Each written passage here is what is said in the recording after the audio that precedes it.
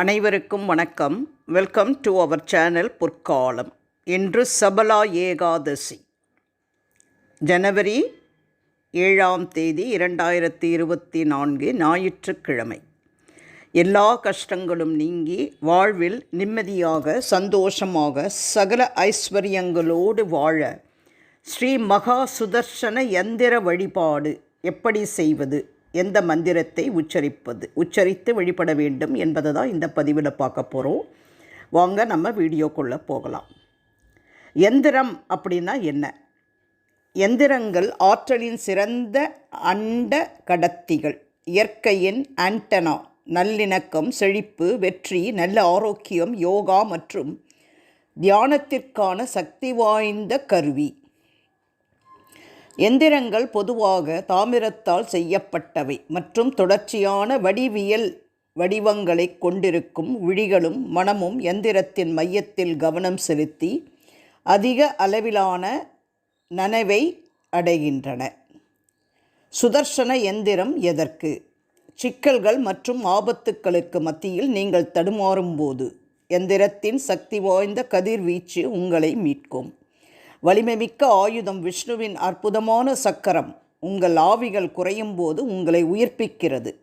இப்போது உங்கள் எதிரிகளை வெல்லுங்கள். அனைத்து விவரிக்க முடியாத துன்பங்கள் மற்றும் கவலைகளின் பிடியை உடைக்கவும் உயர்ந்த காவலரான விஷ்ணு மன அழுத்தம், பயம், உடல்நலக் கோளாறுகள் மற்றும் பிற தடைகளில் இருந்து உங்களை விடுவிக்கக்கூடிய ஆற்றல் மிக்க அதிர்வுகளால் உங்களை சுற்றி வளைக்கிறார்.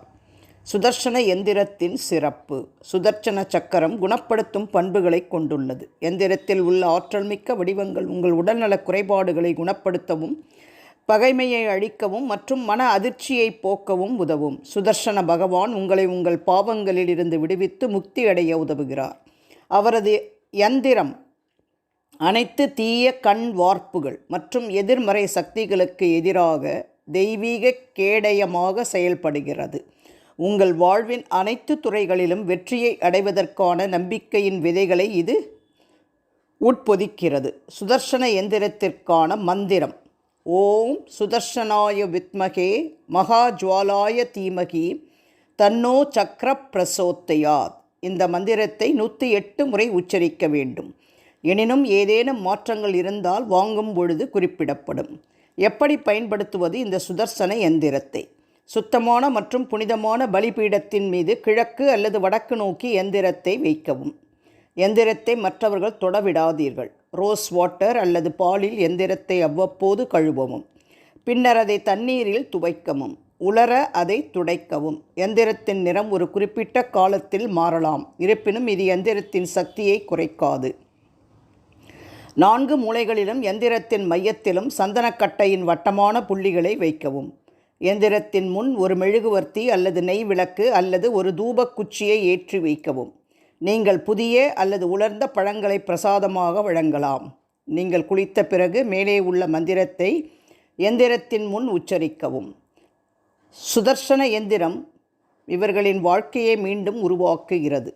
கடுமையான உடல்நலக் கோளாறுகளால் அவதிப்படுபவர்கள், எதிரிகளை வெல்ல போராடுபவர்கள், ரட்சிப்பை அடைய விரும்புபவர்கள், தடையற்ற வாழ்க்கைக்காக ஏங்குபவர்கள், எதிர்மறையிலிருந்து உடனடி நிவாரணம் பெற விரும்பும் மக்கள், மற்றவர்களின் தீய விருப்பங்களிலிருந்து பாதுகாப்பு தேடுபவர்கள், தூய்மையில் வளர விரும்புவார்கள்.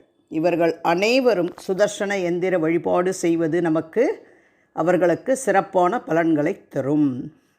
இன்றைக்கி சபலா ஏகாதசியாக இருப்பதால் நாம் ஸ்ரீ மகா சுதர்சன யந்திர வழிபாடு எப்படி செய்ய வேண்டும், எந்த மந்திரத்தை உச்சரிக்க வேண்டும், யாரெல்லாம் இந்த வழிபாடு செய்தால் நற்பலன்களை பெறலாம் அப்படின்றது தான் இந்த பதிவில் நம்ம பார்த்தோம். இந்த பதிவு உங்களுக்கு பயனுள்ளதாக இருக்கும் என்று நீங்கள் நினைத்தால் உங்கள் உற்றார் உறவினர் நண்பர்களோடு மறக்காமல் ஷேர் பண்ணுங்கள். இந்த பதிவை பார்த்து கொண்டிருக்கும் அன்பர்கள் இதுவரை எங்கள் சேனலை சப்ஸ்கிரைப் செய்யாவிட்டால் சப்ஸ்கிரைப் செய்யுமாறு அன்போடு கேட்டுக்கொள்கிறேன். நீங்கள் சப்ஸ்கிரைப் செய்தால் எங்களுடைய அனைத்து பதிவுகளும் உங்களுக்கு உடனுக்குடன் வந்து சேரும்.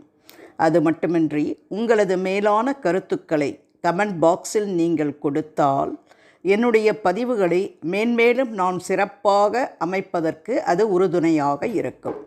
வேறு ஒரு அற்புதமான பயனுள்ள சிறப்பான பதிவோடு உங்களை சந்திக்கும் வரை விடைபெறுகிறேன். நன்றி, வணக்கம்.